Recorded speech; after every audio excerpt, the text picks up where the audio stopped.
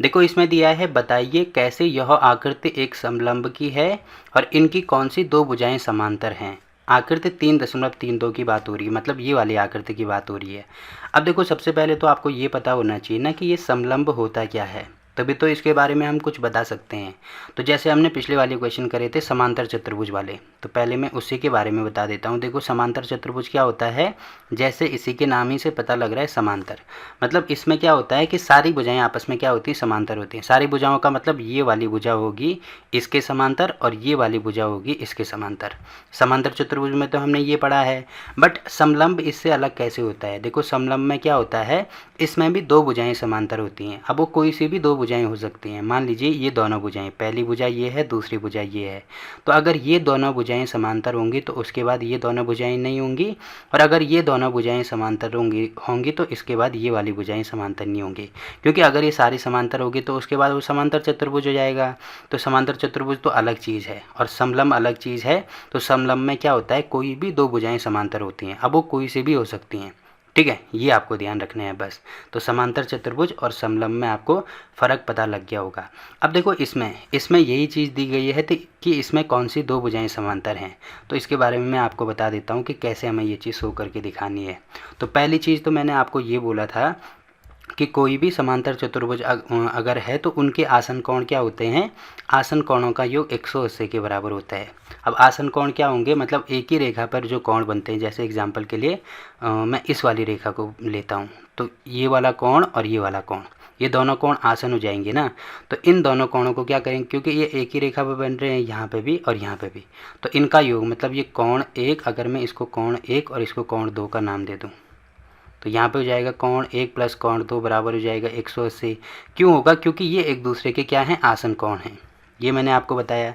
अब यहीं पे अगर मैं इनका उल्टा ले लूँ, उल्टा लेने का मतलब क्या है कि अगर कोई भी दो आसन कोणों का योग 180 के बराबर है, तो इसका मतलब मैं कह सकता हूँ कि वो दोनों जो रेखाएं होंगी, मतलब पहली रेखा ये वाली और दूसरी रेखा ये वाली, ये दोनों आपस में क्या होंगी, समांतर होंगी। ऐसे भी तो मैं कह सकता हूँ, ठीक है। पहली चीज़ तो ये दोनों रेखाएं समांतर थी, इसीलिए इनका आसन कोण भी कितना आ रहा था, 180 के बराबर आ रहा था। अब दूसरी चीज़ मैं इसका उल्टा भी तो ले सकता हूँ ना, कि अगर इसका उल्टा ये मैंने ये ले लिया कि अगर दोनों आसन कोणों का योग 180 आ रहा है, तो इसका मतलब ये कह सकते हैं कि ये दोनों रेखाएं क्या होंगी, समांतर होंगी। जैसे एग्जाम्पल के लिए अगर कोई भी दो समांतर रेखाएं मैं लेता हूँ, पहली रेखा ये है, दूसरी रेखा ये है। अब इसमें एक तीसरी रेखा में प्रतिच्छेदी रेखा इस प्रकार से डाल दूं, तो आसन कोण कौन से होंगे, मतलब एक इस प्रतिच्छेदी रेखा के एक ओर बनने वाले कोण। अगर मैं इसको इस प्रकार से ऐसे आगे बढ़ाता हूँ ऐसे, तो आपको दिख रहा होगा ना कि इस रेखा के एक ही ओर ये वाले कोण बन रहे हैं। तो एक कोण ये हो गया, दूसरा कोण ये हो गया, तो इनका योग किसके बराबर होगा, 180 के बराबर होगा। कब बराबर होगा, जब ये वाली रेखा और ये वाली रेखा आपस में क्या हैं, समांतर हैं। तो इसी कॉन्सेप्ट का हमें इसमें यूज़ करना है, ठीक है। तो आपको दिख रहा होगा यहाँ पे, देखो ये वाले कोण, वैसे ही इसके दाएं ओर यहाँ पे भी एक कोण ये बन रहा है, एक कोण ये बन रहा है, तो इनका योग भी कितना होता है, 180 के बराबर होता है। ये आपको ध्यान रखना है, ठीक है। तो इसी कॉन्सेप्ट का यूज़ करेंगे हम यहाँ पे। देखो इसमें क्या दिया है, इसमें दिया है एक कोण 80 डिग्री है और दूसरा ये वाला कोण 180 डिग्री है। तो यहाँ पे अगर मैं इसको ऐसे आगे बढ़ाता हूँ, इस रेखा को, इसको थोड़ा ऊपर ऐसे बढ़ा दो, तो आपको दिख रहा होगा नहीं, इस प्रकार से दो रेखाएं हैं, तीसरी रेखा इसको ऐसे प्रतिच्छेदित कर रही है।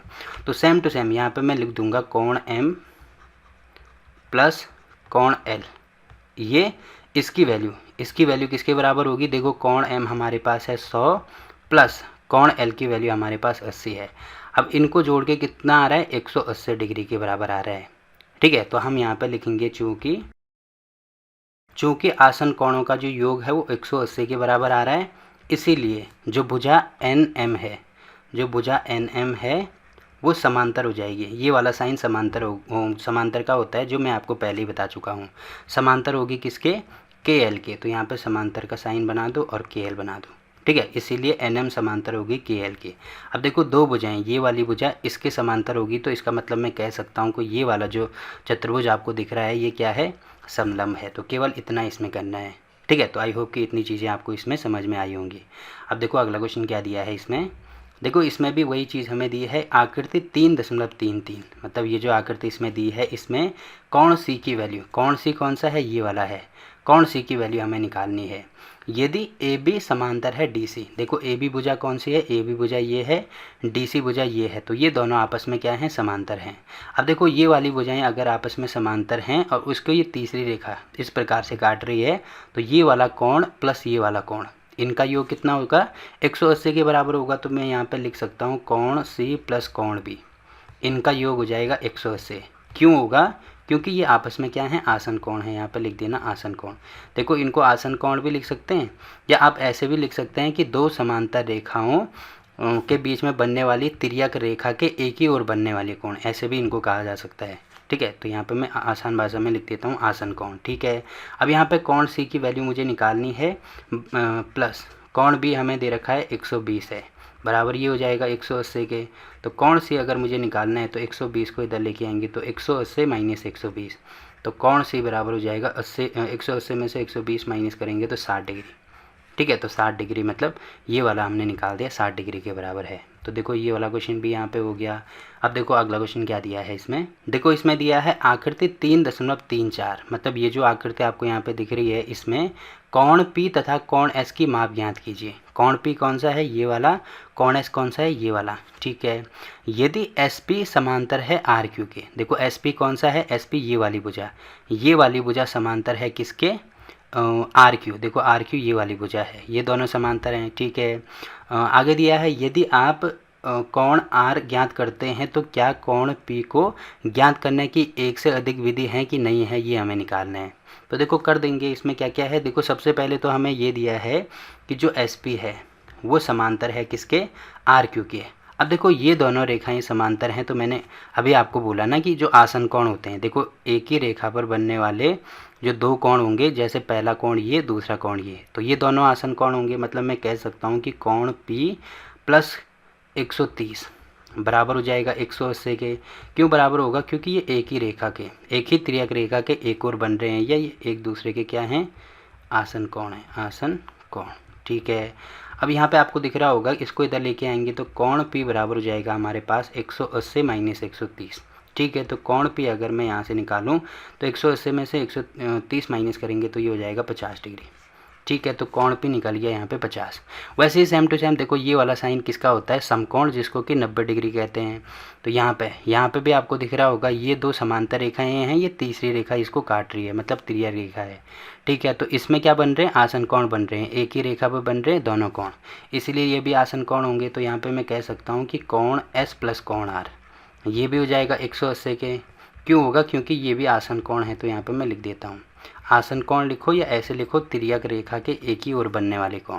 ठीक है, अब देखो कोण S मुझे निकालना है, कोण R मुझे दिया है 90 है, बराबर ये हो जाएगा 180। तो कोण S बराबर हो जाएगा 180 माइनस 90। तो 180 में से 90 माइनस करेंगे तो कितना आएगा हमारे पास, 90 आएगा। ठीक है, तो कोण S भी हमने निकाल दिया 90। तो ये दोनों ही निकालने थे। अब देखो आगे हमें ये भी दिया है कि यदि आप कोण R ज्ञात करते हैं, मतलब आपने कोण R ज्ञात कर लिया, ठीक है, तो क्या कोण P को ज्ञात करने का एक से अधिक विधि हो सकती है कि, मतलब ये जो कोण P है इसको निकालने की एक से अधिक विधि हो सकती है कि नहीं हो सकती है।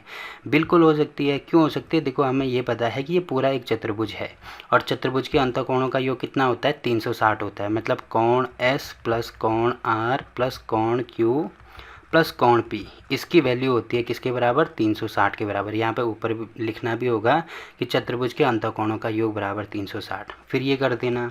अब देखो यहाँ पे आपको दिख रहा होगा कि ये वाला जो कोण है ये 90 है, और ये दोनों रेखाएं क्या हैं, आपस में समांतर हैं। तो जब दो रेखाएं समांतर हैं, बीच में एक रेखा ऐसे डाली जाती है जिसमें एक कोण 90 हो तो दूसरा भी ऑब्वियसली 90 के बराबर होता है। ठीक है, तो ये भी 90 हो जाएगा। तो इसका मतलब जो कोण S है वो 90 हो जाएगा। ठीक है, कोण R हमें दिया ही है 90 है, प्लस कोण Q हमें दिया है 130 है, प्लस कोण P कितना हो जाएगा 50। ये कोण P हमें निकालना है, तो यहाँ पे कोण P हो जाएगा, तो ये होगा 360। अब इनको जोड़ दो तो 90 90 180, तो 180 प्लस 130 करेंगे, 8 और 3 11 को 1 और 1 2 1 3। ठीक है, ये बराबर हो जाएगा किसके, कोण P बराबर ये होगा 360 के। तो 310 को इधर लेके आएंगे तो कोण P बराबर हो जाएगा 360 माइनस 310। अब यहाँ से कोण P निकल आएगा कितना, 50। तो देखो यहाँ से भी 50 आ रहा है और यहाँ से भी हमने कितना निकाला, कोण P 50। तो देखो इसके निकालने के एक से अधिक तरीके हैं, तो आपको यहाँ पे दिख रहा होगा, ठीक है। तो देखो यहाँ पे क्वेश्चन नंबर 11, क्वेश्चन नंबर 12 भी कंप्लीट होता है। इसी के साथ ये एक्सरसाइज 3.3 यहाँ पे कंप्लीट होता है।